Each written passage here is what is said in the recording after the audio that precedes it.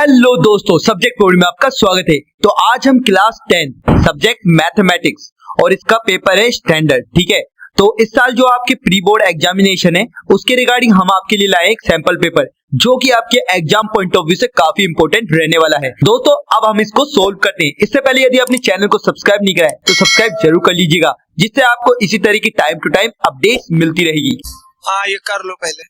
Sample paper को solve करते हैं। देखिए सैंपल पेपर में टोटल मार्क्स 80 मार्क्स का होगा और टाइम 3 आवर्स मिलेंगे। ठीक है, और इसमें 5 सेक्शन होंगे, A B C D and E. ठीक है, जो सेक्शन ए में 20 क्वेश्चन होंगे एमसीक्यूज के 1 मार्क्स ईच, बी में आपके 5 क्वेश्चन होंगे 2 मार्क्स के, सी में 6 क्वेश्चन 3 मार्क्स के। इसमें आपको जो मिलेंगे, देखिए डी में आपको 4 क्वेश्चन मिलेंगे जो 5 मार्क्स के होंगे ईच, और ई में आपको 3 केस बेस्ड क्वेश्चन मिलेंगे। ठीक है, जिसमें से आपको मतलब 3 क्वेश्चन करने हैं और जो कि 1 और 2 मार्क्स के होंगे। ठीक है, इस तरह से ये क्वेश्चन, ये पूरा पेपर का पैटर्न है। ठीक है, अब सबसे पहले सेक्शन ए को हम सोल्व। अब देखिए फर्स्ट क्वेश्चन है the sum of the exponent of the prime factors in the prime factorisation 196। तो देखो एक्सपोनेंट का बताना है हमें, सम ऑफ एक्सपोनेंट। देखिए क्वेश्चन इंटरेस्टिंग है। देखिए 196 है, सबसे पहले इसके हम वो कर लेंगे फैक्टराइजेशन, तो ये इससे हो जाएगा 2 ये 18 और 2 8 जा। ठीक है, फिर 2 से कर दीजिए आप, 2 4 जा और 2 9 जा। ठीक है, फिर इसके बाद ये 7 से जाएगा, 7 7 जा और फिर 7 से जाएगा। ठीक है, तो इसको मैं क्या लिखूंगा 2 की पावर 2 और इनटू और क्या लिखूंगा 7 की पावर 2।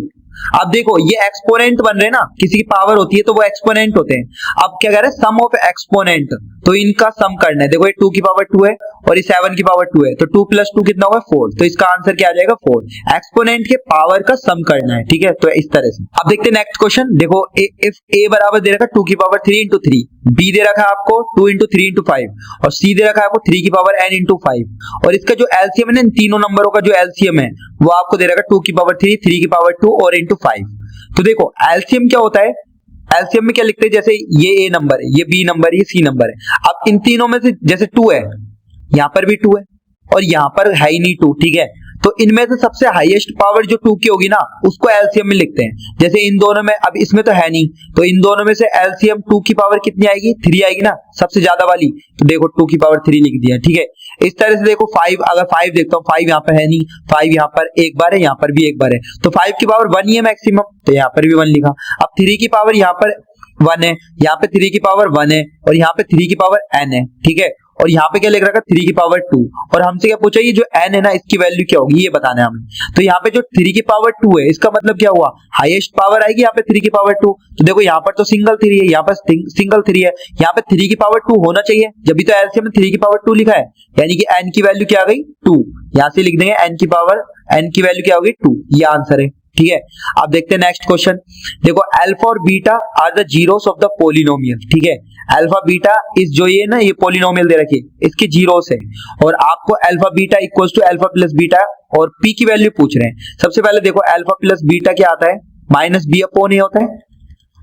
अब देखो इसमें b क्या होता है, x का कोफिशिएंट, तो ये मैं -2 लिख दूंगा, लेकिन इसके अलावा भी माइनस है यहाँ पे, देखो -b की जगह -2 रखोगे। ठीक है, अब नीचे देखो a की जगह क्या रखोगे p, क्योंकि a क्या होता है x² का कोफिशिएंट। ठीक है, इस तरह से, तो ये क्या आ जाएगा आपका -2 अपॉन p। ठीक है, ध्यान रखना यहाँ पे माइनस की गड़बड़ मत कर देना, माइनस इसका है और b का भी दोबारा से माइनस है। ठीक है, और अल्फा बीटा क्या होता है c अपॉन a। ठीक है, अब इसमें c क्या होता है कांस्टेंट टर्म जो कि 3p है, और a क्या है यहाँ पर, देखो a क्या है x² का कोफिशिएंट यानी कि p। अब p से p कैंसिल, इसकी वैल्यू 3 के बराबर आ गई। अब हमको क्या दे रखा है alpha beta equals to alpha plus beta, तो अल्फा बीटा की वैल्यू कितनी आ रही है हमारी 3, तो यहाँ पे 3 पुट कर देंगे, 3 equals to alpha plus beta की वैल्यू कितनी है 2 अपॉन p। अब इसको यहाँ पे ले जाइए, इसको यहाँ पे दे दीजिए। ठीक है, तो ये क्या आ जाएगा p बराबर 2 अपॉन 3, तो p की वैल्यू 2 अपॉन 3, b इसका आंसर है करेक्ट। ठीक है, तो अब देखते हैं नेक्स्ट क्वेश्चन। देखो फोर्थ क्वेश्चन है if the pair of linear equation, देखो ये दिस ऐसे दे रखा है, ये दे रखा है have infinite number of solution then the value of k। देखो इस इनफाइनाइट नंबर ऑफ सॉल्यूशन के लिए कंडीशन होती है a1 upon a2 equals to b1 upon b2 equals to c1 upon c2, इस तरह से होते हैं, तीनों के तीनों इक्वल होते हैं जब इनफाइनाइट मैनी सॉल्यूशन होते हैं। तो अब देखो इसमें a क्या होता है x का कोफिशिएंट, तो ये मैं लिख दूंगा 3k + 1 और अपॉन में अपॉन में a2 क्या है, ये देखो x का कोफिशिएंट यहाँ पे 2 दे रखा है, ठीक है, इक्वल। अब इक्वल में b1 की वैल्यू क्या है, y का कोफिशिएंट ये 3, ठीक है, और इसमें b क्या है -3। देखो साइन के साथ पुट करना है, यहाँ पे तो प्लस है तो यह कॉमन सेंस की बात है, प्लस लगाओ चाहे मत लगाओ, लेकिन माइनस है तो माइनस में लगाओगे, ये -3 मैंने लगा दिया। इक्वल्स टू में यहाँ पे c1 कितना है -5 कांस्टेंट टर्म, और यहाँ पर 5 है, ठीक है। अब इनमें से कोई सा भी दो आप ले सकते हैं, ठीक है। इसको कैंसिल आउट करके यहाँ भी -1, इसको कैंसिल आउट करके यहाँ भी -1, तो इन दोनों को ले लेता हूं मैं। तो मैं क्या पुट करूँ, 3k + 1 equal upon 2 equals to में -1, क्योंकि 3 से 3 कैंसिल, -1 ही बचेगा इधर। अब ये 2 इधर चल जाएगा, तो 3k + 1 इक्वल्स टू -2। अब 3k बराबर क्या आ जाएगा, ये देखो -2, ये 1 को इधर ले जाएंगे तो -1, ठीक है। तो 3 के बराबर क्या आ गया हमारे पास -3, और k की वैल्यू क्या आ गई -3/3, यानी कि k की वैल्यू क्या आ रही है -1। 3 से 3 कैंसिल और -1 आ जाएगा आंसर। तो इसका आंसर आप क्या कर देंगे -1, डी इसका करेक्ट आंसर। अब देखते हैं next question. If one root of equation ax² + bx + c = 0 is 3 time the other, then देखिए इसमें क्या मान है, जैसे मान लो देखो हाईएस्ट डिग्री कितनी है 2, तो यानी कि 2 जीरोस होंगे इसमें, एक अल्फा और एक बीटा, ठीक है। अब अल्फा को तो अल्फा ही रख देता हूं। दूसरी कंडीशन है if one root of equation is 3 time the other, मतलब ये वाला जो है ना, ये वाला ये इसका 3 गुना है, ठीक है। तो बीटा को मैं लिख सकता हूं 3 अल्फा, मतलब क्या कह रहा है, if one root of equation यानी कि बीटा इज इसका मतलब इक्वल, और 3 टाइम द अदर मतलब अल्फा का 3 अल्फा, 3 गुना हो जाता है ना इस तरह से। तो एक क्या हो जाएगा हमारे पास अल्फा और एक क्या हो जाएगा 3 अल्फा। अब हमें इसकी वैल्यू निकालनी है, तो आप देखिए कैसे करेंगे इसको। सबसे पहले देखिए सम ऑफ जीरोस क्या होता है, यानी कि अल्फा प्लस बीटा, यानी कि मैं पुट कर सकता हूं alpha + 3 alpha equals to -b/a। तो देखो -b/a पुट करोगे तो यहाँ पे डायरेक्ट कर लेंगे -b/a, क्योंकि वैल्यू हमें ऐसी ही दे रखी है इसमें, ठीक है। और उसके बाद ये क्या हो जाएगा 4 अल्फा इक्वल्स टू -b/a। एक तो ऐसे हो गया। दूसरा हम क्या करेंगे इसमें अल्फा बीटा, यानी कि अल्फा और इनटू में 3 अल्फा, ऐसे ही अल्फा बीटा की वैल्यू क्या होती है c/a के बराबर, तो c/a ऐसे कैसे रख देंगे, ठीक है। तो ये क्या हो जाएगा हमारे पास 3 alpha square equals to c/a, ठीक है। इस तरह से हम कर देंगे। अब देखो यहाँ पर मैं क्या कर सकता हूँ, इधर मैं ऐसे कर सकता हूँ ना, इसमें ये पार्ट, अगर मैं इस पार्ट की बात करूँ तो अल्फा इक्वल्स टू -b/4a, इस तरह से कर सकता हूँ इसको। अब अगर मैं बोथ साइड स्क्वायर करता हूँ इनमें, ठीक है, बोथ साइड अगर मैं स्क्वायर कर लेता हूं, सपोज कीजिए, तो ये अल्फा स्क्वायर हो गया और ये -b/4a, इसका क्या हो जाएगा होल स्क्वायर। तो इसको सोल्व कर लेते हैं। अल्फा स्क्वायर बराबर, अब माइनस तो प्लस हो जाएगा क्योंकि होल स्क्वायर है, तो ये b स्क्वायर और ये 4 का स्क्वायर कितना होता है 16 और a का a स्क्वायर, इस तरह से आ गया। अब सुनो ये वाली जो चीज है ना, इसको भी सोल्व कर लेते हैं। ये अल्फा स्क्वायर बराबर क्या हो जाएगा c/3a, इस तरह से। अभी दोनों ये भी अल्फा स्क्वायर है, ये भी अल्फा स्क्वायर, दोनों को कंपेयर कर सकते हैं हम, तो हम कर देंगे b square upon 16a square equals to c/3a। Okay, अब देखो इसको इस अरेंज कर लेंगे इस टर्म में, जैसे b स्क्वायर की वैल्यू दे रखे उसी हिसाब से हम अरेंज कर लेंगे। तो देखो b स्क्वायर बराबर क्या लिख सकता हूं मैं, ये इधर का यहाँ पे ले आइए, ठीक है। यहाँ पर मैं क्रॉस मल्टीप्लाई कर लेता हूं सबसे पहले, तो 3ab square equals to c और यहाँ पे 16a स्क्वायर, ठीक है। अब ये a को यहाँ पे रखना नहीं है हमें, ठीक है, क्योंकि देखो यहाँ पे b स्क्वायर तो दे रखा है और 3 भी दे रखा है, तो 3 और b स्क्वायर यहाँ पे रख लेते हैं एक टाइम के लिए, ठीक है। तो ये 3b स्क्वायर इक्वल्स टू ये 16a स्क्वायर c और अपॉन में a, ठीक है, a से a कैंसिल, तो ये क्या आ गया अपने पास 3b square equals to 16ac, ऐसा कुछ आ रहा है, यानी कि इसका आंसर क्या हो जाएगा, देखो यहाँ पर तो 16b स्क्वायर बराबर 3ac आ रहा है और यहाँ पर क्या आ रहा है 3b square equals to 16ac, तो इसका करेक्ट आंसर क्या हो जाएगा c इसका करेक्ट आंसर हो जाएगा। देखो हमारा ये भी आ रहा है 3b square equals to 16ac, क्योंकि a को मैं नीचे ले गया, a से कट गया, इस तरह से। अब देखते हैं नेक्स्ट क्वेश्चन। देखो 6th क्वेश्चन है, vertical stick 20 metre long cast a shadow 10 metre long on the ground. देखिए ये सपोज कीजिए ग्राउंड है आपका, ठीक है, इस तरह से ग्राउंड है और ये वर्टिकल है, ठीक है, यहाँ पर ये वर्टिकल स्टिक है। अब यहाँ से ये शैडो बना रही है, ठीक है, इस तरह से शैडो बना रही है, तो ये वाली शैडो देखो ग्राउंड पर ये शैडो, तो इस शैडो की लेंथ आपको दे रखी है, देखो वर्टिकल स्टिक की ये जो कास्ट दे रखी है ना, शैडो 10 मीटर की तो शैडो है, ठीक है, और ये जो वर्टिकल है स्टिक ये 20 मीटर का है, ठीक है, ये 20 मीटर का है। ओके, अब आगे क्या दे रखा है हमें, at the same time a tower cast a shadow. देखो ये तो वर्टिकल स्टिक है, ऐसे ही है ना, तो इस तरह से ये आपका टावर है, ये आपका टावर बन गया। ओके, अब देखिए टावर की जो आपको दे रखी है ना, देखो शैडो की लेंथ दे रखी है इसमें ग्राउंड से 50 मीटर, इसकी हाइट नहीं दे रखी इसने, ठीक है, ये हाइट, तो इसकी हाइट ही निकालनी है हमें, ठीक है। तो इसे मैं ए बी सी नाम दे देता हूं, इसे मैं पी क्यू आर नाम दे देता हूं।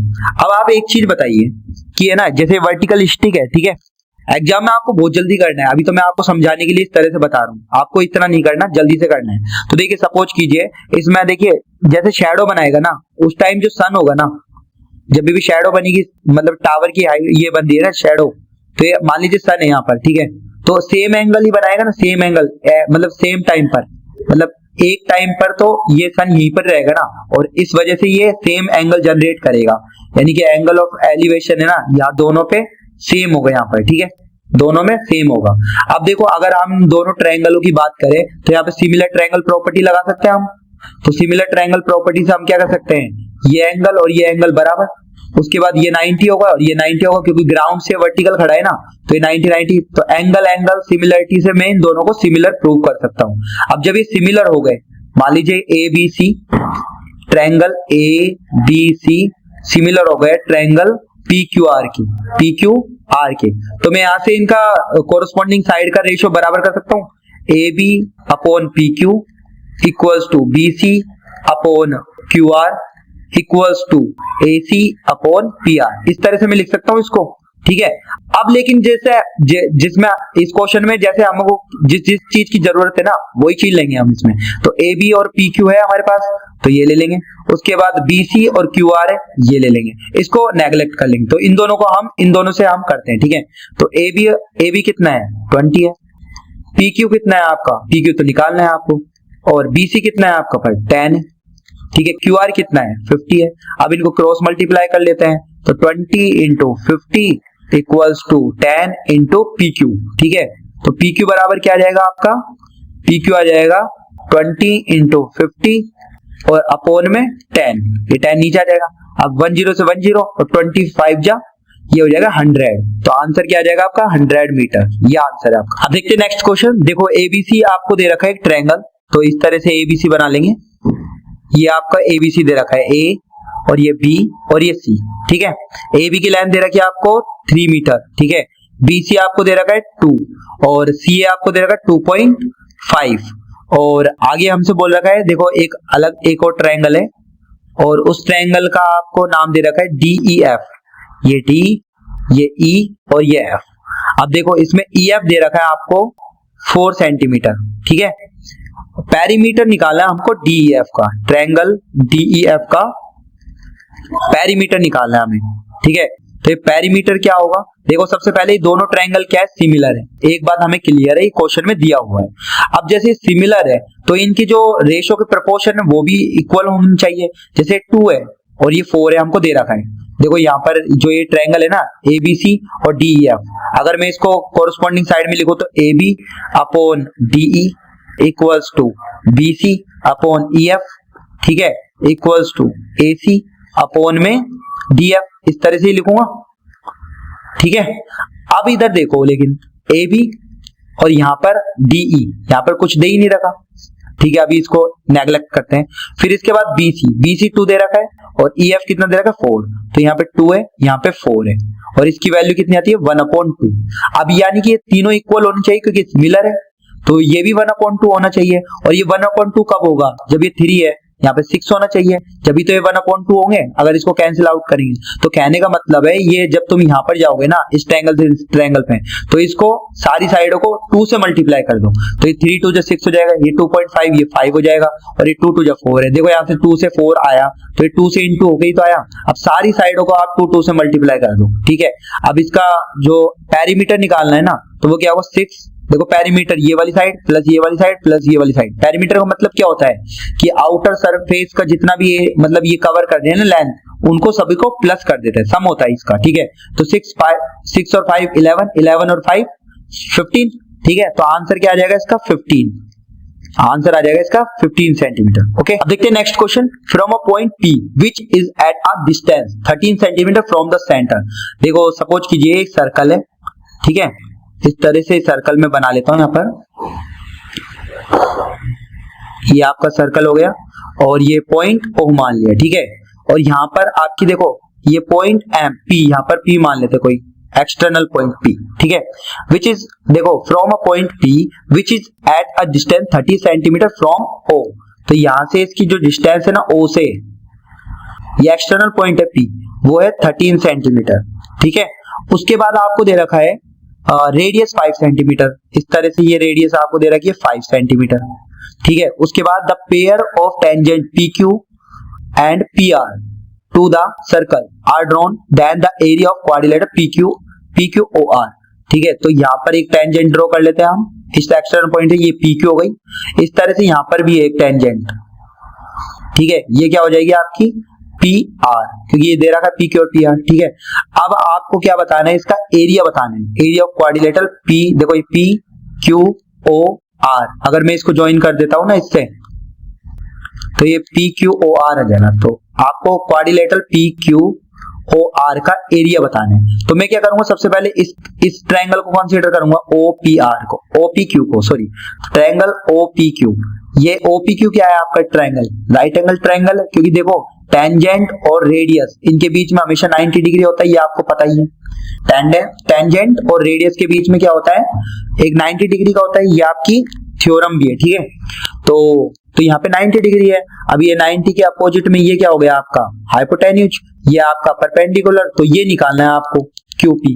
तो ये राइट एंगल ट्रायंगल से निकाल सकते हैं हम। तो हम क्या लिखेंगे, देखो 13 का स्क्वायर, मैं डायरेक्ट लिख रहा हूँ, इक्वल्स टू यहाँ पे 5 का स्क्वायर और प्लस का QP का स्क्वायर, इस तरह से। अब देखो ये 13 का स्क्वायर 169 और ये इक्वल्स टू में 5 का स्क्वायर 25 और प्लस QP का होल स्क्वायर, ठीक है।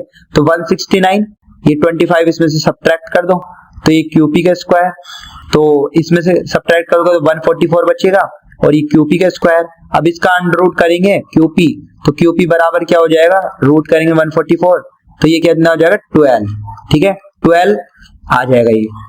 अब सुनो, एक ट्रायंगल का एरिया क्या होता है आपके पास, एक ट्रायंगल का एरिया होता है half into base into perpendicular, ठीक है। क्या होता है, हाफ इंटू बेस, बेस अभी इसमें क्या है आपका, देखो अगर ये 90 डिग्री है तो बेस चाहे तो ये मान लो चाहे ये मान लो, बात एक ही है, क्योंकि इसमें मैटर नहीं करता बेस परपेंडिकुलर, क्योंकि इनटू में है ना, तो ये इस तरफ 12 लिख देना, इस तरफ 5 लिख देना, ठीक है। और ये पूरा का पूरा किससे मल्टीप्लाई होगा, 2 से, क्योंकि देखो एक तो ऊपर बना ट्रायंगल और सेम ऐसा कैसे ट्रायंगल नीचे भी तो बन रहा है और हमें कंप्लीट का निकालना है। तो ये जो PQOR है ना, दो ट्रायंगल से मिलके बना है, एक तो OPQ जिसको हम कर रहे हैं और नीचे क्या है OPR, और ये दोनों सेम है, मतलब इक्वल एरिया के हैं, तो मैं ट्वाइस मल्टीप्लाई कर दूंगा। अब 2 से तो 2 कैंसिल, ठीक है, और 12 5 जा कितना होता है 60, तो इसका आंसर क्या आ जाएगा 60, और ये सब कुछ आपको सेंटीमीटर में दे रखा है, तो ये सेंटीमीटर स्क्वायर में आ जाएगा, ठीक है। तो आंसर क्या है 60 centimetre square, option number A इसका करेक्ट आंसर। अब देखते हैं next question. If the point PXY is equal distance from A, देखो A पॉइंट दे रखा है और B पॉइंट दे रखा है, देखो कोई पॉइंट P है, ठीक है, यहाँ पर, तो यहाँ पर P पॉइंट से ये सेम डिस्टेंस पर है, ये P मान लिया, ये P इस तरह से, ये यहाँ पर आपने ये A मान लिया, देखो ये तो XY है, ठीक है, और इसकी इक्वल दूरी है A से, ये 5 1, ठीक है। आप एग्जाम में डायरेक्ट फॉर्मूला लगाना, अभी मैं आपको समझाने के लिए इस तरह से बता रहा हूँ, ठीक है। और यहाँ पे B लिखना -1 और ये 5। अब यहाँ पे डिस्टेंस फॉर्मूला होता है, वो क्या होता है, अब देखो इन दोनों की दूरी बराबर है, ठीक है, यानी कि P है इक्वल्स टू PB, ठीक है। अब यहाँ पे आप रूट लगाएंगे रूट में, ठीक है, इस तरह से, तो यहाँ पे क्या करेंगे x -5 का होल स्क्वायर, x -5 का होल स्क्वायर प्लस y -1 का होल स्क्वायर, y -1 का होल स्क्वायर, इस तरह से।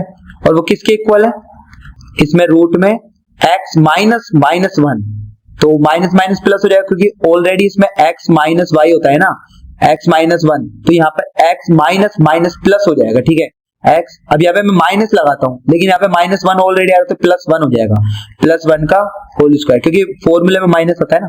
अब y -5 का होल स्क्वायर, ये तो मैं ऐसे ही नॉर्मल लिख दूं y माइनस 5 होल स्क्वायर, क्योंकि यहाँ पर देखो अगर माइनस होता ना -5 की जगह तो वो प्लस हो जाता, ध्यान रखना। अब क्या करूंगा, pa का whole square both side square कर दूंगा, pa का होल स्क्वायर और pb का होल स्क्वायर, ठीक है।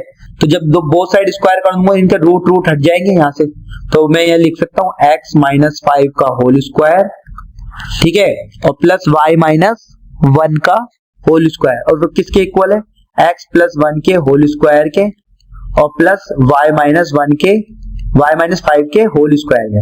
अभी a माइनस b का होल स्क्वायर खोल लीजिए आप, ठीक है। तो मैं खोल लेता हूं, तो हमारी फिर आइडेंटिटी हम सोल्व करते हैं, ठीक है। तो ये क्या हो जाएगा, देखो x स्क्वायर प्लस 25 माइनस का 10x, ठीक है, और प्लस का y स्क्वायर, और यहाँ पे आ जाएगा आपका प्लस 1 का स्क्वायर 1 और माइनस का 2y, इस तरह से। और फिर इक्वल्स टू में क्या है, x स्क्वायर प्लस 1 और प्लस का 2x, और यहाँ पे y स्क्वायर प्लस 25 और माइनस का ये क्या जाएगा 10y। इस तरह से मैंने इसको सोल्व कर लिया, ठीक है। अब क्या करेंगे इसमें, देखो x स्क्वायर है, अब ये x स्क्वायर इक्वल में इधर ले जाएंगे तो माइनस हो जाएगा, तो x स्क्वायर से x स्क्वायर कैंसिल, ठीक है। अब यहाँ पे देखो y स्क्वायर यहाँ प्लस का है, इधर जाएगा तो y स्क्वायर ये भी कट जाएगा, ये भी कैंसिल हो जाएगा, ठीक है। 1 से 1 कैंसिल। अब देखो यहाँ पर x वाली टर्म माइनस का 10x और यहाँ पर कितना है 2x, ये 2x इधर जाएगा तो माइनस का हो जाएगा माइनस का 12x, ठीक है। अब इक्वल्स टू में यहाँ पर माइनस का 2y है, अब इस तरफ भेजेंगे ना इक्वल में इसको, तो माइनस का प्लस हो जाएगा, और यहाँ माइनस का 10y है तो यहाँ पे माइनस का 8y बचेगा। देखो इधर का प्लस 2 और ये माइनस का 10, माइनस का 10 प्लस का 2 करेंगे तो माइनस का 8y। अब ये माइनस से माइनस कैंसिल, तो यहाँ पर क्या आ गया 12x और 8y। यहाँ पे 4 की टेबल में आता है, ये 4 3 जा 12 और ये 4 2 जा 8, तो आपका आंसर क्या आ गया 3x बराबर 2y।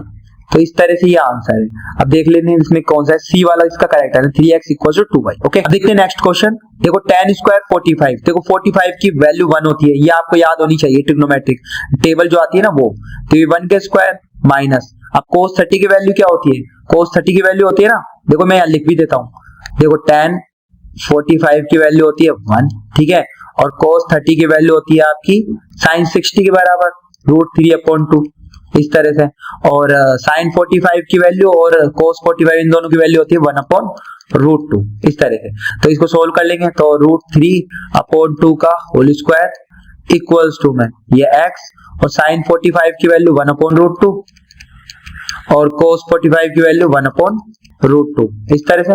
अब देखो 1 का स्क्वायर 1 माइनस √3 का स्क्वायर, देखो रूट को रूट से इंटू करेंगे, देखो ऐसे √3 इंटू √3, रूट को रूट से कैंसिल करते हैं ना तो कैंसिल आउट हो जाता है जब ये अंदर का सेम बैठा हो, ठीक है, सेम नंबर हो, तो ये 3 आ जाएगा सिर्फ ओनली, तो ये 3 और 2 का स्क्वायर 4 होता है, ठीक है। और यहाँ पे देखो x, अब देखो नीचे तो 1 से 1 इंटू होगा तो 1 हो जाएगा, और 1x इंटू होगा तो x हो जाएगा, √2 करेंगे तो 2 हो जाएगा, ठीक है। अब इसका एलसीएम ले लेते हैं, तो 4 एलसीएम आएगा, ये 4 हो जाएगा, माइनस के यहाँ पे 3 हो जाएगा, और यहाँ पे x/2, तो यहाँ पे क्या हो जाएगा 1/4 इक्वल्स टू x/2, तो ये x की वैल्यू यहाँ पे निकल जाएगी, क्रॉस मल्टीप्लाई कर देना आप, ये 2 यहाँ चल जाएगा, 1/2 आ जाएगी x की वैल्यू, तो यहाँ पे देखो x की वैल्यू 1/2, डी इसका करेक्ट आंसर हो जाएगा। अब देखिए नेक्स्ट क्वेश्चन है, देखो x की वैल्यू दे रखी है आपको ये r sin थीटा और cos ये 5, ठीक है। फिर इसके बाद y की वैल्यू दे रखी है इस तरह से, और z की वैल्यू दे रखी है इस तरह से। अब हमें इसमें रिलेशनशिप निकालना है कि इसमें रिलेशनशिप कैसे बनेगा, ठीक है। देखो पहला रिलेशनशिप दे रखा है x square plus y square plus z square, तो हमें यहाँ से एक हिंट मिल रही है कि इन तीनों को क्या करना पड़ेगा, स्क्वायर करना पड़ेगा, क्योंकि ये देखो ऑप्शन के अकॉर्डिंग हमें ऐसे ही चलना पड़ेगा। तो हम क्या करते हैं x का स्क्वायर कर लेते हैं, तो x का स्क्वायर क्या हो जाएगा, ये हो जाएगा r का स्क्वायर, और यहाँ पे साइन स्क्वायर थीटा, और यहाँ पे कोस स्क्वायर ये 5, ठीक है, इस तरह से। उसके बाद y का स्क्वायर करेंगे, y स्क्वायर बराबर साइन स्क्वायर थीटा, और यहाँ पे साइन स्क्वायर 5, इस तरह से, ठीक है। और फिर z का स्क्वायर बराबर क्या हो जाएगा, ये r स्क्वायर और ये कोस स्क्वायर थीटा। अब इन सभी को प्लस कर लेते हैं, तो x square plus y square plus z square, और ये इक्वल्स टू में क्या आ जाएगा, इन सभी का प्लस। अब देखो अभी ये कर लिया ना आपने स्क्वायर, अभी इक्वल्स टू में लिखेंगे, देखिए ये y स्क्वायर देखो इधर r दे रखा है, तो यहाँ पे r स्क्वायर और कर लेना, ठीक है, ये r स्क्वायर। अब इन सभी को प्लस कर देंगे, तो ये प्लस करेंगे तो r square sine square theta और ये कोस स्क्वायर 5, ठीक है, और प्लस में यहाँ पे r स्क्वायर और ये साइन स्क्वायर थीटा और यहाँ पे साइन स्क्वायर फाई, ठीक है। और प्लस में क्या जा रहा है, ये आर स्क्वायर और ये कोस स्क्वायर थीटा, ठीक है। अब देखिए इसमें से R square sine square theta common ले लो दोनों में से, तो यहाँ मैं ले लूंगा आर स्क्वायर और साइन स्क्वायर थीटा कॉमन ले लो, तो अंदर क्या बचेगा, यहाँ पे कोस स्क्वायर फाई और यहाँ पे प्लस में क्या बचेगा, साइन स्क्वायर फाई, ठीक है। और प्लस में मैं क्या कर दूंगा, R square cos square theta.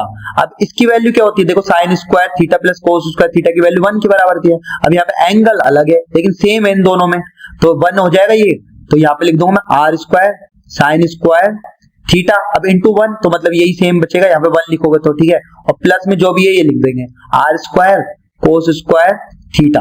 अब देखिए इनमें आर स्क्वायर दोनों में कॉमन आ सकता है, तो मैं आर स्क्वायर कॉमन लिया, अंदर क्या बचेगा आपका, अंदर अगर कॉमन लेंगे तो ये साइन स्क्वायर थीटा और प्लस कोस स्क्वायर थीटा, क्योंकि तो आर तो मैंने कॉमन ले लिया। अब इसकी वैल्यू क्या होती है, देखो एंगल सेम है दोनों में और स्क्वायर है तो ये 1 के बराबर होता है, और 1 इंटू आर स्क्वायर क्या होता है, आर स्क्वायर, तो इसकी वैल्यू क्या आ जाएगी, X square plus Y square plus Z square equal to R square. तो ऑप्शन नंबर ए इसका करेक्ट आंसर। अब देखते हैं नेक्स्ट क्वेश्चन। देखो एबीसी आपको राइट एंगल दे रखा है, देखो एबीसी इस तरह से राइट एंगल दे रखा है और सी पर 90 डिग्री है, ठीक है। इस तरह से ये मान लिया ए एंगल और ये बी मान लिया और ये सी एंगल है, ठीक है, इस तरह से। Then the value of cos a plus B, देखो ये बात बताओ, आप अगर ये एंगल सम प्रॉपर्टी लगाओगे ना एक ट्रायंगल में, तो a प्लस बी प्लस सी ये तीनों एंगल इक्वल्स टू 180, सी की वैल्यू 90 दे रखी है, तो a प्लस बी प्लस 90 इक्वल्स टू 180, तो a प्लस बी की वैल्यू क्या आ जाएगी आपके पास, ये 180, 90 इधर जाएगा तो 180 में से 90 गया तो 90, तो इसकी वैल्यू क्या आ गई 90, ठीक है। तो cos 90 की वैल्यू क्या होती है आपकी, cos 90 की वैल्यू 0 होती है, तो इसका करेक्ट आंसर क्या आ जाएगा 0, ओके।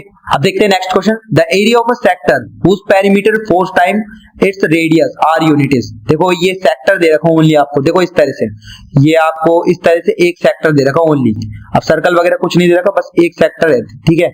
अब ये सेंटर हो गया मान लो सर्कल का, ठीक है, ये रेडियस हो गई, ये आर, ठीक है, और आपको एरिया ऑफ सेक्टर, ठीक है, ये आपका सेक्टर है, ठीक है, इस तरह से ये आपका सेक्टर है, ठीक है। अब ये वाला जो एरिया होता है वो क्या आता है आपका, ये वाला ये आता है आपका theta upon 360 into pi are square, इस तरह से आता है, ठीक है। वो एंगल को पे डिपेंड करता है जो एंगल बनेगा ये वाला, ठीक है। अब आगे क्या बोल रहा है वो, the area of sector whose perimeter, अब इसका पेरीमीटर क्या होगा, देखो ये आर है और ये आर है और ये कितना होगा, ये वाली लीजिए ना, यहां से लेके यहां तक ये कितना होगा, ये होगा आपका पास theta upon 360 into 2 pi r, ये होगा ना, इसके हिसाब से जो इतना ये आर्क होगा ये इसकी लेंथ इतनी होगी, theta upon 360 into 2 pi R, ठीक है, और प्लस ये आर और ये आर, ये 2r, तो इसका टोटल जो निकलेगा ना आपका पेरीमीटर, देखो ये वाली लेंथ प्लस ये वाली लेंथ प्लस ये वाली लेंथ, ये वाली लेंथ और ये वाली लेंथ तो हमें नोन है, r प्लस r 2r, और ये वाली कितनी होती है, थीटा अपॉन 360 इंटू 2 पाई r, ठीक है, इस तरह से। अब आपको क्या दे रखा है वो देख लेते हैं, the area of a sector whose perimeter is 4 times its radius, ठीक है। जो पेरीमीटर है ना इसका, ये वाला मतलब ये वाली जो चीज है ना, ये वाली जो चीज है वो किसके बराबर है, 4 टाइम्स इट्स रेडियस, तो 4 और ये r, तो ये 4r के बराबर है। अब हमें इसका एरिया निकालना है। अब आप जानते हो देखो थीटा अपॉन 360 और इंटू पाई आर स्क्वायर, ठीक है, ये तो आपका एरिया है, ठीक है। आप देखो सोल्व करते हैं इसको, देखो इसको सोल्व करेंगे ना आप, तो ये क्या आ जाएगा, देखो थीटा और ये 2 से कैंसिल आउट हो जाएगा 180, नीचे 180 और इंटू पाई और ये r, और प्लस में क्या है 2r और इक्वल्स टू में क्या है 4r, ठीक है। अभी 2r को यहाँ ले जाएंगे तो माइनस का 2r, तो यहाँ पे क्या आ जाएगा, ये आ जाएगा थीटा अपॉन 180 और ये इंटू में पाई और यहाँ पर r इक्वल्स टू में ये 2r बचेगा, ठीक है। अब देखो ये r है और ये r है, कैंसिल आउट हो जाएंगे, r नीचे लिया ना, इंटू है ना, सारे प्लस में होता तब नहीं लाते, फिर माइनस से प्लस में होता, ये r इंटू में तो इसके नीचे आ जाएगा r से r कैंसिल, तो थीटा अपॉन 180 इंटू पाई और इक्वल्स टू 2, तो इसकी वैल्यू किसके बराबर है, 2 के बराबर। तो अब देखो ये 2 को इधर ले आएंगे, थीटा 2 मल्टीप्लाई हो जाएगा 180 के साथ नीचे, तो ये 360 और इंटू पाई, इसकी वैल्यू किसके बराबर होगी 1, तो देखो थीटा अपॉन 360 इंटू पाई की वैल्यू 1 के बराबर है, और हमें इसका एरिया निकालना है। एरिया होता है theta upon 360 into pi are square, जिसमें से थीटा अपॉन 360 और पाई की वैल्यू इतनी वैल्यू किसके बराबर है, 1 के बराबर। तो 1 इंटू आर स्क्वायर करेंगे तो ये इसकी वैल्यू किसके बराबर है जी, आर स्क्वायर। तो इसका एरिया जो होगा ना वो आर स्क्वायर होगा। क्या होगा, आर स्क्वायर यूनिट। ठीक है, तो इसका आंसर ये आ जाएगा सी। अब देखते हैं next question. If the perimeter of the semi circular protractor is 36 centimetre then its diameter. देखिए ये जो आपका प्रोटेक्टर है इस तरह से आता है, चादर जिसे हम बोलते हैं हिंदी में। ठीक है, ये आपका प्रोटेक्टर है। ठीक है, अब इस प्रोटेक्टर का सेमी सर्कुलर प्रोटेक्टर पेरीमीटर दे रखा है आपको। इसका पेरीमीटर दे रखा है आपको, पेरीमीटर दे रखा है आपको इसका 36 सेंटीमीटर ये दे रखा है। अब इसका डायमीटर हमें बताना है कि इसका डायमीटर कितना होगा। तो देखो ये आपका जो है ना ये वाली जो होगी, ठीक है, ये कितना होगा आपका वो हम निकाल लेते हैं। और फिर ये तो r और r 2r होता है, तो ये 2r है। ठीक है, तो अब हम इसको सोल्व करते हैं। ठीक है, देखो इसको कैसे करेंगे, देखो r और r 2r ये तो हम लिखेंगे पहले 2r। ठीक है, प्लस अब सर्कल का पेरीमीटर क्या होता है, पूरे सर्कल का क्या होता है 2 पाई r, लेकिन ये सेम ही है तो सेम ही में 2 का भाग दे लेंगे इस तरह से। और ये दोनों पेरीमीटर के बराबर है ना 2r, ये 2r और प्लस पाई r, 2 से 2 कैंसिल, पाई r। तो इन दोनों का सम क्या है, किसके बराबर, पेरीमीटर दे रखा है आपको 36, इसके बराबर होगा। ठीक है, पेरीमीटर का मतलब ये वाली डिस्टेंस और ये वाली डिस्टेंस, आउटर जो डिस्टेंस है ना वो हम सम कर लेते हैं। ठीक है, अब देखो 2r प्लस का 2 से 2 ये पाई r इक्वल्स टू 36। ठीक है, अब हमें इसमें डायमीटर निकालना है। तो देखो करते हैं इसको सोल्व। r इसमें से कॉमन ले लो दोनों में से, तो ये क्या बचेगा 2 प्लस पाई। ठीक है, इस तरह से, और इक्वल्स टू 36। ओके, अब देखो r इक्वल्स टू 36 और ये 2 प्लस पाई, ये इंटू में ना r के साथ ये नीचे चल जाएगा 2 प्लस पाई। ठीक है, इस तरह से। अब इसको सोल्व कर लेते हैं। r बराबर क्या जाएगा 36 और यहाँ पे 2 और पाई की वैल्यू कितनी होती है 22/7 इस तरह से। अब इसका एलसीएम ले लेते हैं नीचे के नीचे, ये 36 और नीचे देखो ये 7 एलसीएम आ जाएगा इसका, 7 2 जा 14 और प्लस ये 7 7 यहाँ पे 22 का 20 रह जाएगा। ठीक है, अब इसको हम आगे सोल्व कर लेते हैं। तो ये होगा 36 और यहाँ पे ये 4 और 2 6, ठीक है, और ये 3 इस तरह से और अपॉन में 7। अब ये देखो ये है ना, जब भी हम ऊपर ले जाएंगे ना इसको उल्टा हो जाएगा, 36 इंटू 7/36 इस तरह से। 36 से 36 कैंसिल, तो आंसर क्या आ जाएगा आपको 7। ये तो r आया है, लेकिन डायमीटर क्या होगा इसका दुगना 2r, तो ये कितना हो जाएगा 7 2 जा 14, तो 14 सेंटीमीटर इसका करेक्ट आंसर होगा। ठीक है, तो ऑप्शन नंबर सी इसका करेक्ट है। देखते हैं next question. The ratio of the lateral surface area of the total surface area of cylinder. ठीक है, lateral surface area to the total surface area of cylinder with base diameter आपको ये दे रखा है और हाइट आपको दे रखी है। देखो आपको डायमीटर इसने दे रखा है सिलेंडर का 1.6 मीटर, यानी कि रेडियस कितना होगा इसका हाफ, यानी कि 0.8 मीटर। ठीक है, और आपको इसमें हाइट क्या दे रखी है इसकी सिलेंडर की 20 सेंटीमीटर। ठीक है, अब ये सेंटीमीटर में, ये मीटर में, तो इसको आप चेंज कर लो, ये मीटर को सेंटीमीटर में, तो 0.8 इसको 100 से इंटू कर दो, सेंटीमीटर में आ जाएगा। तो ये आपका कितना आ जाएगा 80 सेंटीमीटर। ठीक है, 80 सेंटीमीटर आ जाएगा और हाइट 20 सेंटीमीटर। अब देखो रेशियो दे रखा है आपको लैटरल सरफेस एरिया, सिलेंडर का लैटरल सरफेस एरिया क्या होता है आपका, ये होता है 2 पाई RH। ठीक है, और टोटल सरफेस एरिया क्या होता है 2 पाई R और R प्लस H, ये आपको याद रखना है। ठीक है, इस तरह 2 पाई RH और टोटल 2 पाई R और R प्लस H। अब देखो और इसकी ये रेशो हमें निकालना आइडेंटिफाई, तो देखो 2 से 2 कैंसिल और इसके पाई से पाई कैंसिल और इसके R से R कैंसिल, तो बचा क्या H upon R plus H इस तरह से।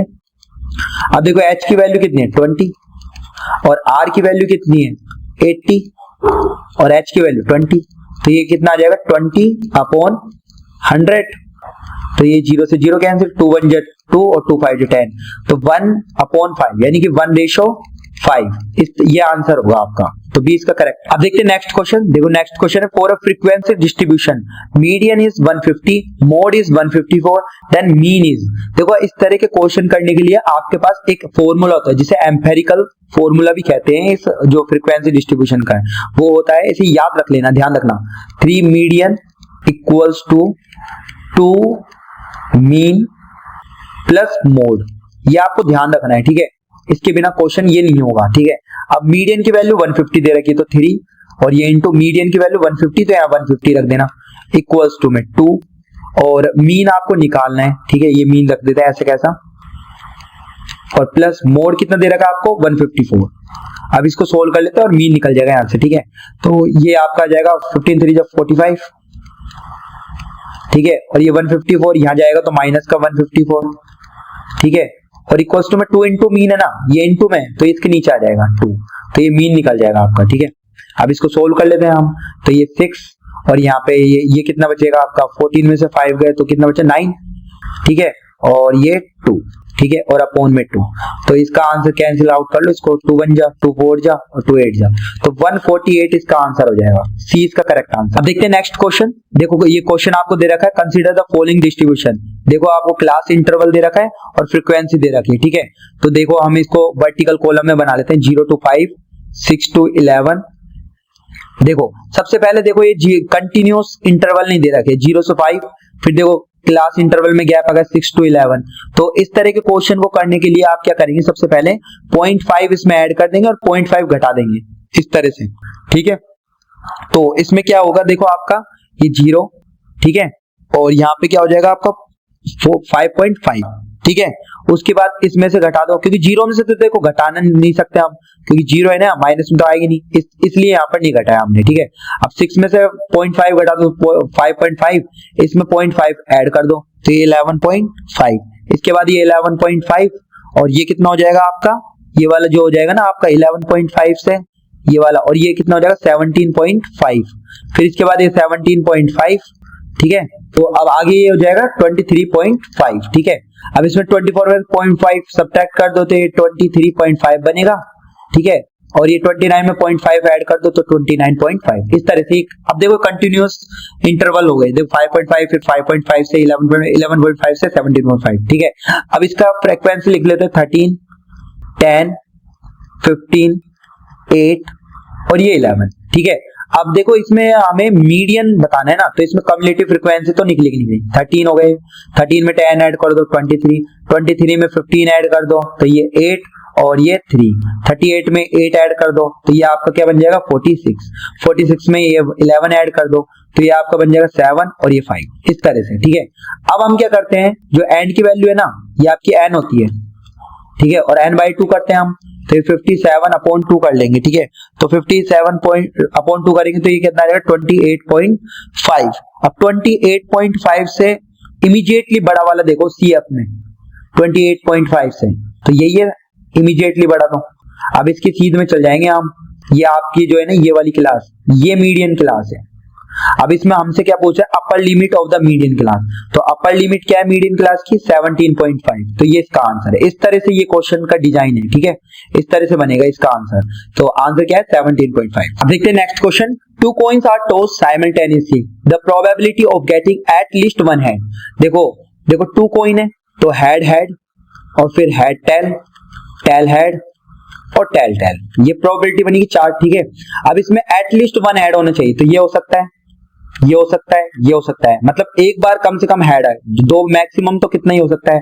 तो इसकी प्रोबेबिलिटी कितनी होगी, देखो मैक्सिमम टाइम तो 4 है और ऊपर कितने फेवरेबल इवेंट है 3, तो इसका करेक्ट आंसर क्या हो जाएगा C 3/4। अब देखते हैं नेक्स्ट क्वेश्चन। देखो असर्शन रीजन वाले क्वेश्चन है, SCF आपको दे रखा है 4, ठीक है, और AB 2 नंबरों के प्रोडक्ट दे रखे हैं आपको और LCM की वैल्यू दे रखे 9696, ठीक है। तो आप जानते हो कि 2 नंबरों का प्रोडक्ट LCM और इंटू SCF इसके बराबर होता है, ठीक है। अब देखो आपको AB ये दे रखे 96 इंटू 404 और LCM की वैल्यू दे रखी है आपको 9, देखो एक मिनट रुको, SCF आपको दे रखा है, यहाँ पर LCM निकाल लेते हैं, ठीक है, LCM हम निकाल लेते हैं। SCF की वैल्यू दे रखी है आपको 4, तो आप इसको कैलकुलेट करके देखिए कि LCM आ रहा है क्या, डैन बोला है ना, तो LCM ये आना चाहिए, तो LCM हम निकालते हैं इसमें 96 इंटू 404 और अपॉन में 4। अब इसको LCM निकाल लेते हैं हम, LCM बराबर देखो 4 से कैंसिल आउट हो जाएगा 101। अब इसको मल्टीप्लाई कर लेंगे आप, तो ये है ना बिल्कुल सेम टू सेम यही आ जाएगा 96 और 96, ठीक है, यही आ जाएगा बिल्कुल।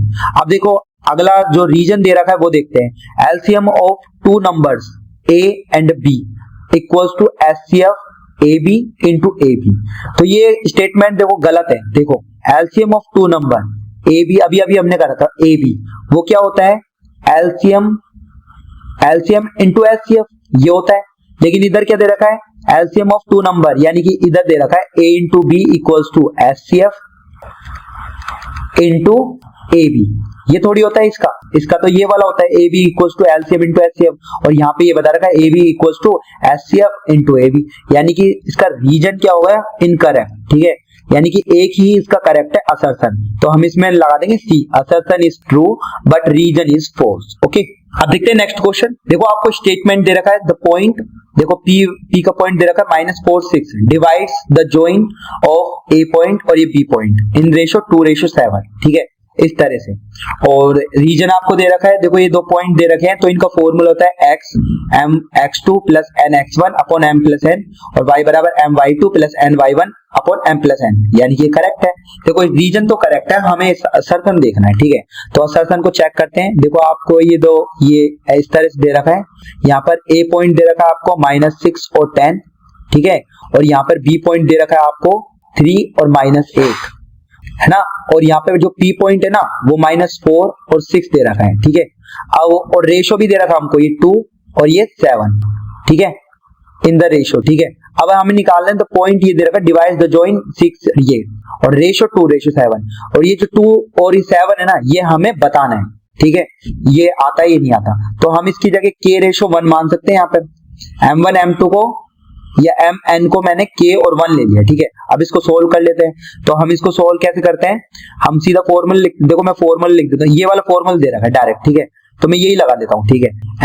x की वैल्यू क्या रखूंगा यहाँ पे -4 सबसे पहले इक्वल्स टू में, फिर इसके बाद m की वैल्यू K है, ठीक है, K लिख लिया। फिर x2 की वैल्यू देखो ये x1 है, ये x2 है, ऐसे ये y1 है, ये y2 है, ओके। और फिर x यहाँ पर ये हो गया m, x2 की वैल्यू कितनी है 3, तो ये 3 पुट कर देंगे। फिर प्लस में n की वैल्यू 1, ठीक है 1, और x1 की वैल्यू -6, ये माइनस प्लस की गड़बड़ी मत करना कभी, ठीक है। और यहाँ पे K+1 क्योंकि m को मैंने K मान रखा है और n को 1। अब ये आ गया, ठीक है। इसके बाद इसको हम सोल्व कर लेते हैं, ठीक है। तो इसको सोल्व करते हैं हम, तो ये क्या हो जाएगा -4K और माइनस का 4 इक्वल्स टू ये कितना हो जाएगा 3K और ये माइनस का 6, ओके। अब देखो इसको सोल्व कर लेते हैं, माइनस का 4K और ये 3K को यहाँ ले आओ, -4K और ये -3K इक्वल्स टू -6 और ये माइनस का 4 है ना, इधर जाएगा तो प्लस का 4, तो ये इक्वल्स टू में देखो ये माइनस ये कितना हो जाएगा -7K और ये कितना हो जाएगा -2K, -2 सॉरी, ठीक है। तो माइनस तो माइनस कैंसिल, तो K की वैल्यू क्या हो गई 2 अपॉन और ये 7 इंटू में तो ये नीचे आ जाएगा, तो K की वैल्यू क्या आ रही है 2/7, यानी कि हमने K और 1 को क्या माना था, देखो m/n, m की जगह मैंने K माना था और n की जगह मैंने 1 माना था और K की वैल्यू क्या रही 2/7, तो यानी कि इसका रेशियो m/n का रेशियो 2/7 ही आ रहा है, जो कि एकदम करेक्ट है, यानी कि स्टेटमेंट एकदम सही है। और हमने इस क्वेश्चन को इस फॉर्मूले से निकाला है, यानी कि रीजन भी करेक्ट है, यानी कि रीजन असर्शन को क्लेरिफाई कर रहा है, एक्सप्लेन कर रहा है, क्योंकि हमने इस फॉर्मूले से ही तो करा है, ठीक है। तो इसका करेक्ट आंसर क्या आ जाएगा, both assertion reason are true and reason is the correct explanation of assertion, तो ये इसका राइट आंसर है। तो दोस्तों हमने इसी के साथ सेक्शन ए कंप्लीट कर लिया है। अब हम सेक्शन बी को करते हैं, जिसका एक क्वेश्चन 2 मार्क्स का हुआ है, ठीक है। अब देखो फर्स्ट क्वेश्चन इसका, the larger of two supplement angle exceed the smaller by 16 degree, find them. तो देखो आपने larger of two supplement angle है ना, तो मैं क्या करूंगा एक स्मॉलर एंगल को मान लेता हूं पहले, स्मॉल और ये इसको, ठीक है। तो मैंने लेट करा, लेट स्मॉलर एंगल, इसको मैंने x मान लिया, ठीक है, ठीक है। तो लार्जर क्या होगा इस केस में, लार्जर एंगल क्या होगा, वो क्या होगा x+16। देखो साफ साफ दे रखा है larger of two supplement angles exceed the smaller, तो ठीक है लार्जर एंगल जो होगा ना वो स्मॉलर एंगल से 16 ज्यादा होगा, एक्सीड 16 ज्यादा होगा, ये बात लिखी हुई है, तो x+16, ठीक है। अब क्या दे रखा है, सप्लीमेंट एंगल दे रखा है, देखो ये आपको सप्लीमेंट एंगल वो होते हैं जिनका दोनों का एंगल का सम 180 होता है, तो मैं क्या करूंगा इसमें, मैं दोनों का सम क्या कर दूंगा x प्लस इन दोनों का x+16, दोनों एंगल यही है और उसका सम 180 के बराबर है। अब यहाँ पे 2x प्लस का 16 इक्वल्स टू 180, तो यहाँ पर 2x बराबर कितना हो जाएगा 180 माइनस 16, ठीक है। तो 2x बराबर क्या आ जाएगा, ये 180 में से ये सब्ट्रैक्ट कर लो 64, ठीक है। तो x की वैल्यू कितनी है 164/2 यानी कि 8 और ये कितना आ जाएगा 2, 82 इसका करेक्ट आंसर होगा, ठीक है। x तो 82 हो जाएगा, लेकिन y भी तो निकालना है हमें, मतलब ये सॉरी देखो स्मॉलर एंगल तो ये हो गया आपका 82 और लार्जर एंगल क्या होगा, लार्जर एंगल वो क्या होगा x प्लस 16 और करना है, इसमें 16 और ऐड कर दो तो 6 और 2 8 और ये 1 और ये 9, ठीक है।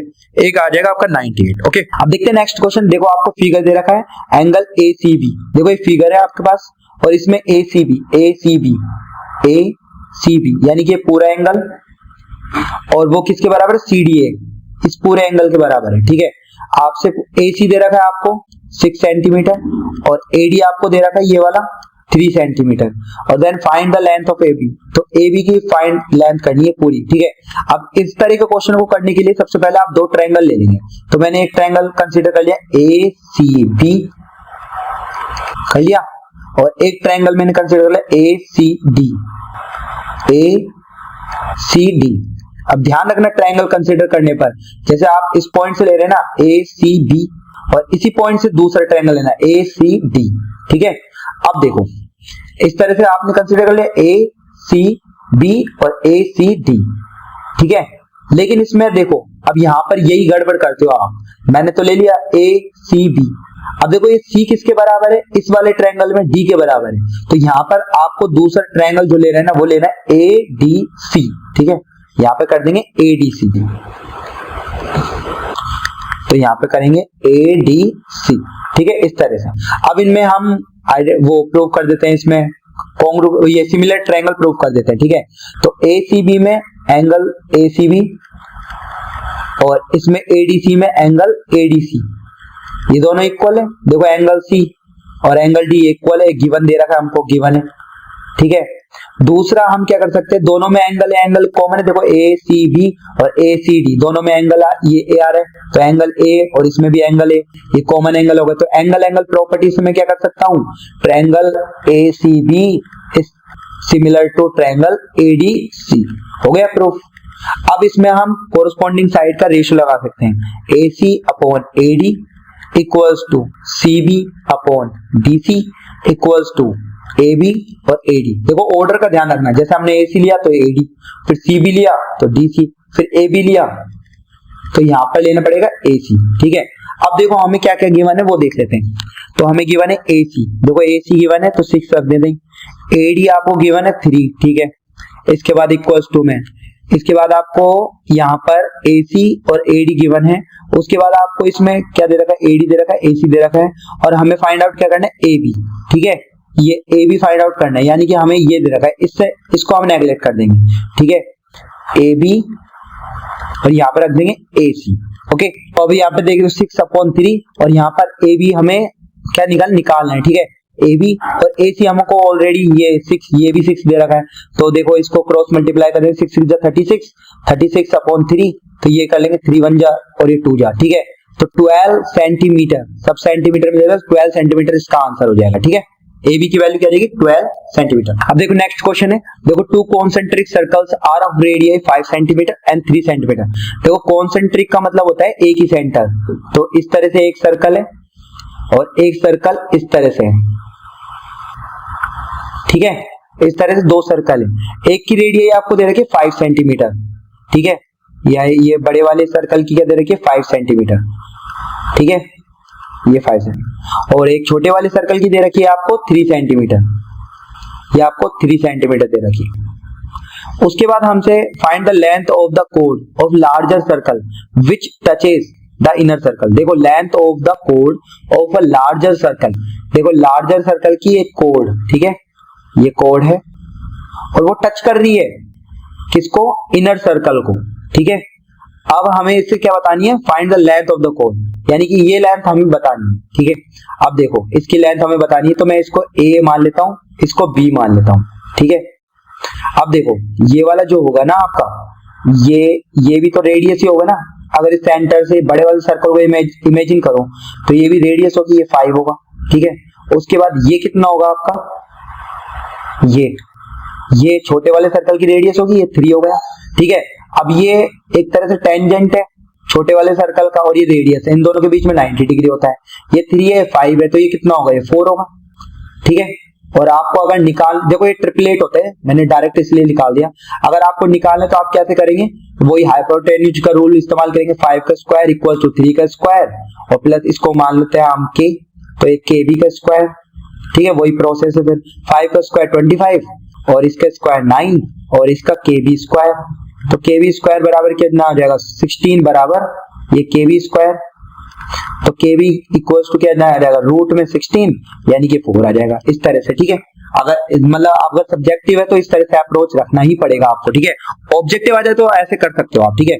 सब्जेक्टिव में आपको बताना पड़ेगा राइट एंगल ट्रायंगल का रूल लगा के इस तरह से इसको ओ मान लेना। तो पहले ट्रायंगल कंसीडर करना आप यहाँ पे ओ के बी और फिर बता देना, ठीक है। तो ये 4 आ गया। अब आप जानते हैं कि सेंटर से जब भी इस कोड पर हम परपेंडिकुलर डालते हैं तो ये दोनों इक्वल होते हैं, ए के बराबर के बी, यानी कि ये 4 है तो ये कितना हो जाएगा, ये भी 4 हो जाएगा। तो ए बी की डिस्टेंस कितनी आ जाएगी आपकी, ए बी बराबर आ जाएगा 4 + 4 यानी कि 8 सेंटीमीटर, ये इसका आंसर होगा। अब देखते हैं नेक्स्ट क्वेश्चन।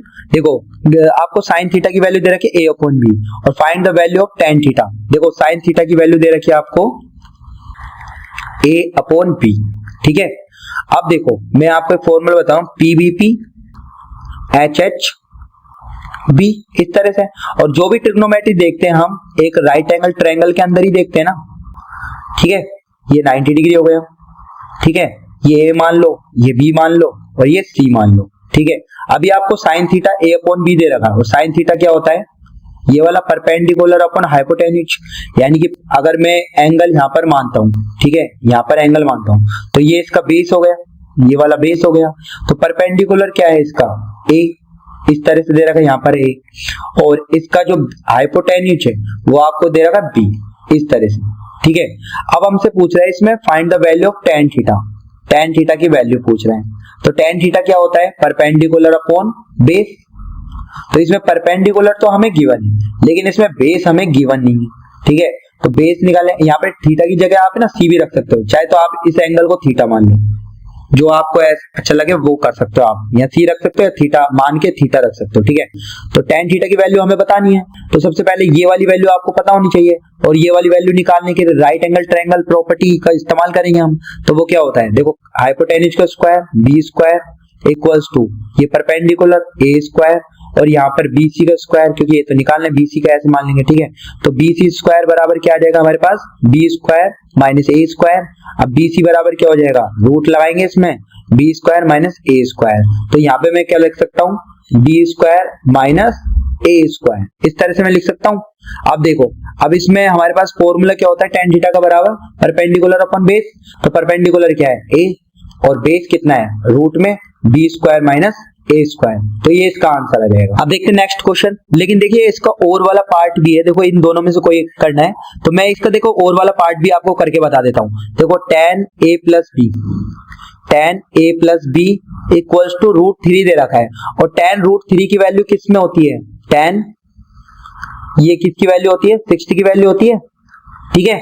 इसके बाद आपको tan a माइनस b दे रखा है। अब tan a माइनस b यहाँ लिख देंगे हम a माइनस b, और tan 1/√3 किसकी वैल्यू होती है, tan 30 की वैल्यू होती है, ठीक है। अब देखो यहाँ पे tan को tan से कंपेयर कर दो तो a प्लस b को आप 60 लिख सकते हो और यहाँ पे tan को tan से कंपेयर कर दो तो a माइनस b को 30 लिख सकते हो। तो मैं लिख दूंगा a plus b equals to 60 और यहाँ पर a minus b equals to 30, ठीक है। अब इन दोनों को हम ऐड कर लेते हैं, ठीक है। तो a प्लस a कितना हो जाएगा 2 और b से b कैंसिल हो जाएगा, जब ऐड करेंगे तो प्लस और माइनस कैंसिल आउट, और ये 60 और 30 90, तो a की वैल्यू कितनी आ जाएगी, यहाँ से 2 कैंसिल कर देना 45, a की वैल्यू कितनी आएगी 45 और b की वैल्यू कितनी आ जाएगी आपकी, देखो यहाँ पे पुट कर लेना कि यहाँ पर a की value 45 plus b, a plus b equal to 60, तो b की वैल्यू कितनी आ जाएगी आपके पास 60 में 45 15, ठीक है। तो b की वैल्यू 15 डिग्री, a की वैल्यू 45 डिग्री, ठीक है। अब देखते हैं नेक्स्ट क्वेश्चन इसका, the wheels of a car of diameter 80 centimetre each. देखो जो कार है ना, उसका व्हील्स का जो डायमीटर है वो आपको 80 सेंटीमीटर दे रखा है, ठीक है। इसकी रेडियस कितनी होगी 40 सेंटीमीटर। ओके, अब आगे दे रखा how many complete revolution does each wheel makes in 10 minute when the car is travelling of a speed of 60 kilometre per hour. ठीक है, अब देखो सपोज कीजिए ये आपका रोड है, ठीक है, और यहाँ पर ये व्हील है, ठीक है। अभी व्हील राउंड रोटेट करेगा इस तरह से, इस तरह से, इस तरह से, इस तरह से, इस तरह से, इस तरह से मूव ऑन करेगा, ठीक है। अब देखो इसका एक व्हील का अगर मैं पेरीमीटर निकालूं तो, और पेरीमीटर निकाल के इस टायर को मैंने सपोज करो टायर एक कट लगा के इसकी लेंथ ऐसे फिगर दी, और ये दूसरे टायर की लेंथ, तीसरे टायर की लेंथ, चौथे टायर की लेंथ, मतलब है एक ही टायर लेकिन इसकी पोजीशन बदलती जा रही है ना, तो लेंथ ऐसे निकलती जा रही है। अब इन सारी लेंथ को मैं ऐड ऑन करूंगा तो ये लेंथ एन टाइम आ जाएगी, मतलब जितने मान लो एन नंबर व्हील घूमा, ये व्हील एन टाइम घूमा, ठीक है, एन टाइम घूमा, और एक टायर की लेंथ है 2 पाई आर। एक लेंथ की जो एक टायर की लेंथ है, देखो लेंथ कैसे मेजर करते हैं, इसकी जो सरकमफेरेंस है उसी से करते हैं, और ये होते 2 पाई आर एक टायर की, और ऐसे एन टाइम घूमेंगे तो एन इंटू 2 पाई आर होगी, ठीक है। तो वो एन इंटू 2 पाई आर इसकी पूरी लेंथ हो जाएगी, ठीक है, इस तरह से। तो एक तो मैंने ये निकाल लिया। उसके बाद हमें देखो इसमें दे रखा है 10 मिनट, 10 मिनट में कितना डिस्टेंस चलेगा वो हमें, ठीक है। तो 10 मिनट है, टाइम हमारे पास है 10 मिनट, ओके। और उसके बाद हमारे पास स्पीड भी दे रखी है, इसने स्पीड दे रखी है आपको 66 किलोमीटर, 66 किलोमीटर पर आवर, ठीक है, इस तरह से। अब देखो, अब हम जानते हैं स्पीड बराबर क्या होता है, डिस्टेंस अपॉन टाइम, ठीक है। तो यहां से मैं डिस्टेंस निकाल सकता हूं, तो डिस्टेंस बराबर क्या हो जाएगा, स्पीड इंटू टाइम, ठीक है। तो स्पीड की वैल्यू रख देंगे हम, स्पीड कितने है 66, ठीक है, और इंटू कर देंगे टाइम, टाइम कितना है 1/6। अब यूनिट भी रख देंगे साथ में किलोमीटर पर आवर, और ये टाइम है आर में, ठीक है, आर से आर कांटे किलोमीटर में आ जाएगा, तो ये आ जाएगा 11 किलोमीटर। ये टोटल डिस्टेंस हो जाएगी यहां से लेके यहां तक, जितना भी डिस्टेंस चला इसने, ठीक है। अब देखो, अब इसमें कॉन्सेप्ट है कि ये एन टाइम मल्टीप्लाई हुआ 2 पाई आर से, तो ये टोटल डिस्टेंस देगा, और ये 10, ये जो है ना 10 मिनट में जितने डिस्टेंस चला वो भी ये 11 किलोमीटर पूरी डिस्टेंस देगा, यानी कि ये वाली पूरी डिस्टेंस इसके बराबर ही होगी। तो हम अकॉर्डिंग टू क्वेश्चन लिख देंगे, यहां पर लिखेंगे कि 2n इंटू 2 पाई आर, ठीक है, इक्वल्स टू 11 किलोमीटर, इसके बराबर होगा। अब देखो ये आपका सेंटीमीटर में आएगा क्योंकि सेंटीमीटर है यहाँ पर, और ये आपका किलोमीटर में, ठीक है। तो आप या तो इसको बदल लीजिए या इसको बदल लीजिए, मैं इसको बदल लेता हूँ किलोमीटर को, ठीक है। यहाँ पे किलोमीटर है ना, तो अभी इसकी वैल्यू रख देते हैं n इंटू 2, पाई की वैल्यू 22/7, और r की वैल्यू कितनी है आपके पास 40, ठीक है, और 11 किलोमीटर। अब 1 किलोमीटर में कितने सेंटीमीटर होते हैं, पहले तो मीटर में बदल दो इसको, और फिर 1 मीटर में ये 2, तो 5 जीरो लगेगी, ठीक है। उसके बाद इसको आप सोल्व आउट करेंगे ना, तो n की वैल्यू आपके पास निकल के आ जाएगी 2, ये आपके पास आ जाएगी 4375 रिवॉल्यूशन। इतने रिवॉल्यूशन टायर चक्कर लगाएगा 4375, ठीक है, 4375 रिवॉल्यूशन। तो n की वैल्यू ये है इसका। देखो नेक्स्ट क्वेश्चन है इसका और वाला, तो आपको इन दोनों में से कोई एक करना है, तो मैं और वाला पार्ट भी आपको करके बता देता हूँ, ठीक है। तो ये the length of the minute hand of a clock is, देखो इस तरह से एक क्लॉक है आपकी, ठीक है, और इसमें जो मिनट हैंड दे रखे ना उसकी जो डिस्टेंस है वो दे रखी है आपको 14 सेंटीमीटर, यानी कि इसकी रेडियस हो गई सेंटर की, मतलब सर्कल, एक तरह से सर्कल मान के इसकी सेंटर से इसकी रेडियस मान सकता हूँ, ये 14 centimetre. Find the area swept by the minute hand, ये मिनट हैंड है, ठीक है, मिनट हैंड है, और 5 मिनट में कितना एरिया बनाएगा ये, ठीक है, 5 मिनट में कितना एरिया बनाएगा वो हमें कैलकुलेट करना है इसका, ठीक है। तो इसको कैलकुलेट करने के लिए क्या करेंगे, सबसे पहले तो देखो सपोज कीजिए कि ये यहाँ पर आ गई 5 मिनट में, ठीक है, तो इसके द्वारा ये जो एरिया है ये बता रहे हैं हमें, तो हम जानते हैं कि ये पार्ट बताना है हमें सबसे पहले कितना पार्ट होगा, ठीक है। तो हम ऐसे लिखेंगे कि देखो 360, देखो आप ऐसे लिखेंगे कि डिग्री कवर्ड, ऐसे थोड़ा लैंग्वेज में लिख देंगे, डिग्री कवर्ड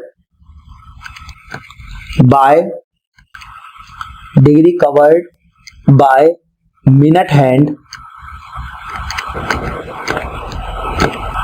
इन 60 मिनट, ठीक है, इन 60 मिनट, वो कितना है 360 डिग्री, ठीक है।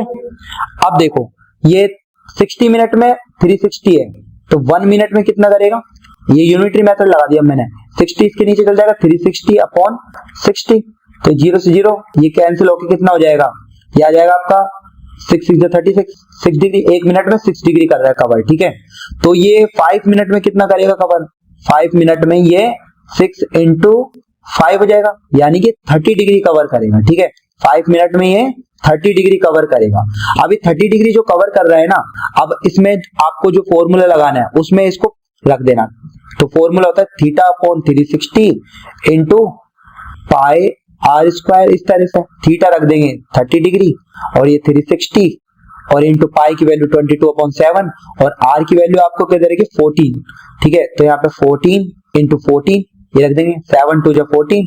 अभी 2 से एक इच्छा है तो यहाँ पर कैंसिल आउट कर लो 6 और ये 2 से कैंसिल होके कितना हो जाएगा, ये 1 मिनट को 3 1 3, ठीक है यहाँ पे, और 3 2 6 और ये 2 से कैंसिल होगा 6 हो जाएगा, ठीक है। अब इसको और कैंसिल आउट कर देते हैं, 2 3 6 और ये 2 1 ये 11, ठीक है। तो अब इसको आप मल्टीप्लाई कर दीजिए, 14 और ये 140 और ये 14, ठीक है।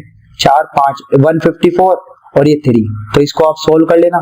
3 5 3 1 ठीक है, और ये 3 3 तो 51.3, ठीक है, या फिर 154/3 ये भी बोल सकते हैं आप, या 51.3 सेंटीमीटर स्क्वायर, ये आपका एरिया आ जाएगा इसके द्वारा जो बनाया गया है, ठीक है। तो दोस्तों इसी के साथ हमारे सेक्शन बी भी कंप्लीट होता है। अगर आगे भी आपको सेक्शन सी, सेक्शन डी और सेक्शन ई के सॉल्यूशन चाहिए तो हमें कमेंट बॉक्स में टाइप कर देना, हम जल्दी से जल्दी इसका सेक्शन सी, सेक्शन डी और सेक्शन ई भी आपको प्रोवाइड कर देंगे। तो होप यू दोस्तों आपको ये वीडियो का सॉल्यूशन काफी पसंद आया हो। ऐसे ही इंपॉर्टेंट सैंपल पेपर की अप टू डेट जानकारी पाने के लिए आज ही चैनल को सब्सक्राइब कीजिएगा और बेल आइकन के बटन को दबाना ना भूलिएगा, ठीक है। तो फिर मैं भी चलता हूँ। तो दोस्तों हम फिर से मिलेंगे, बाय बाय।